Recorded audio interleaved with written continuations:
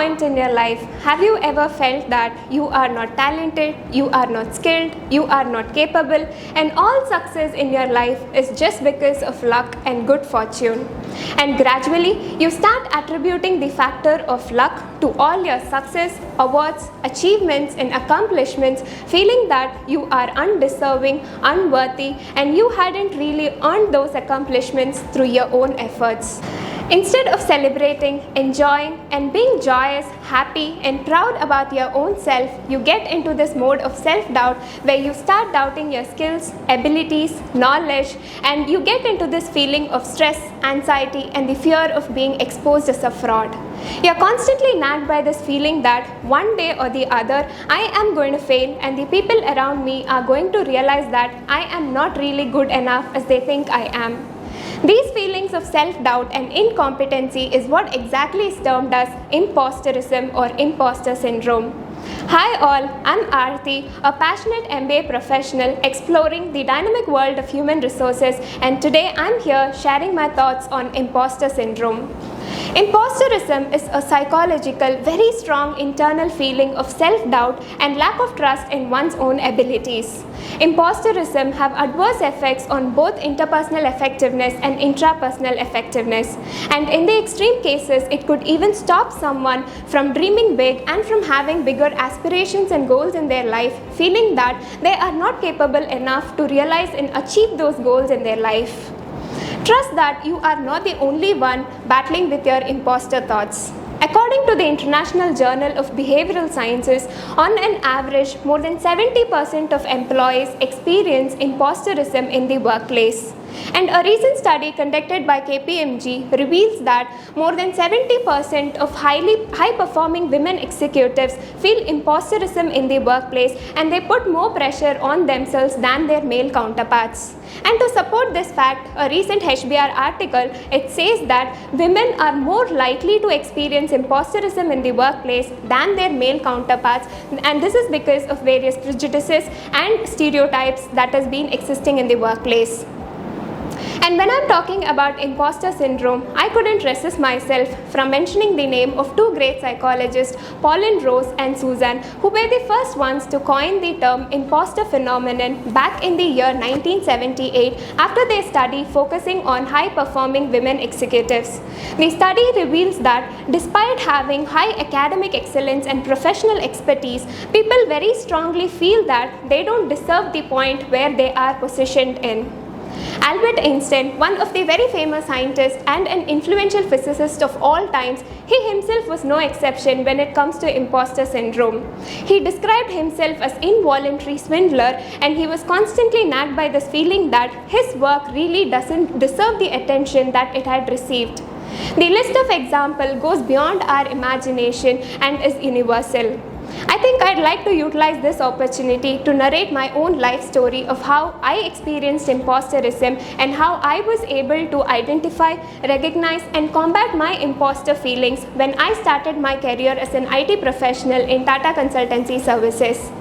But remember, imposter thoughts or imposterism is not something that you could get completely rid of. Instead, you could recognize and make a conscious effort to learn, understand, and figure out the best way by which you could effectively handle your imposter thoughts. And doing this is highly essential and important in the workplace because imposterism eventually leads to lower self-confidence, intrapersonal ineffectiveness, interpersonal ineffectiveness, stress, and anxiety in the workplace.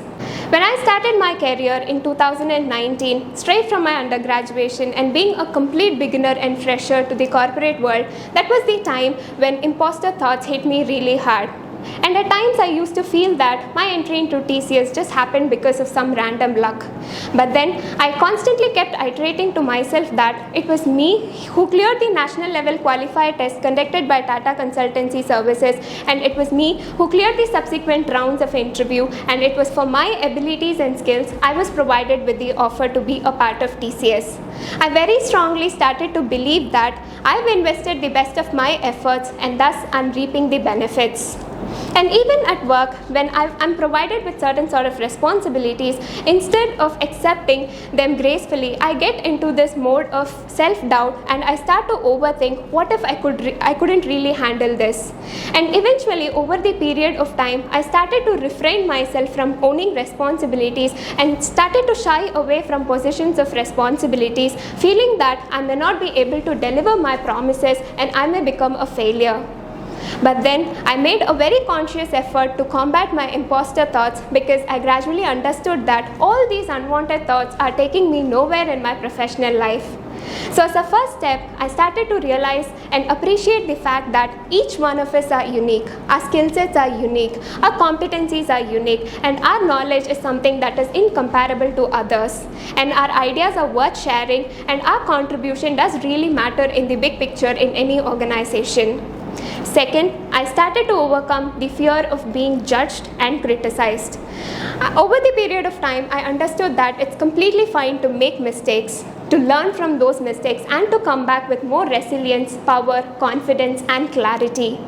It's okay, none of us can really be perfect at all the times. Third, seek for help. I started to reach out to my mentors and to the people whom I really trust and sought for their feedback, guidance, and support. The role that these people like your friends, your peers, your family members, they could really play a major role to help you combat your imposter thoughts. Fourth, self-realization. I intentionally started to focus and to reflect on my strengths and growth, and I started journaling and I started to note down every single achievement, though it may be very small or big, and I started to enjoy every single happiness that I happened to face in the workplace. This really changed the way that I started looking at my life. And fifth, step out of your comfort zone. At times, it's okay to feel uncomfortable and challenging because it indicates that you are one step outside your comfort zone. The shell must break for the bird to fly. And last one, I started to live my life for my own self. I started to realize that I need not pressurize myself to prove my worth to everyone at every time, at every place. Finally, I would like to tell you that battling your imposter thoughts is not an easy task, but once you learn to manage your imposter thoughts, that is when you could bring the best version of yourself to the table and you become a contributing member by adding value to whichever process that you get committed to. And I did that, and as a reward, I became the recipient of 3 different awards in Tata Consultancy Services in a very short span of time. The Learner's Achievement Award, the On the Spot Award, and Star of the Month Award, and I wholeheartedly accept all those awards because I know that I'm deserving, I'm capable, and it was through my own efforts and hard works I've become the recipient of such awards, and I'll cherish them for a lifetime. Just because you had a setback in your life, it doesn't mean that you can never be on track. Believe in yourself, embrace yourself, appreciate yourself, and that is the key to everything. That is the key that can unlock more successes and accomplishments in your life, and that is the key that can take you to greater heights in your professional life. Thank you for the opportunity.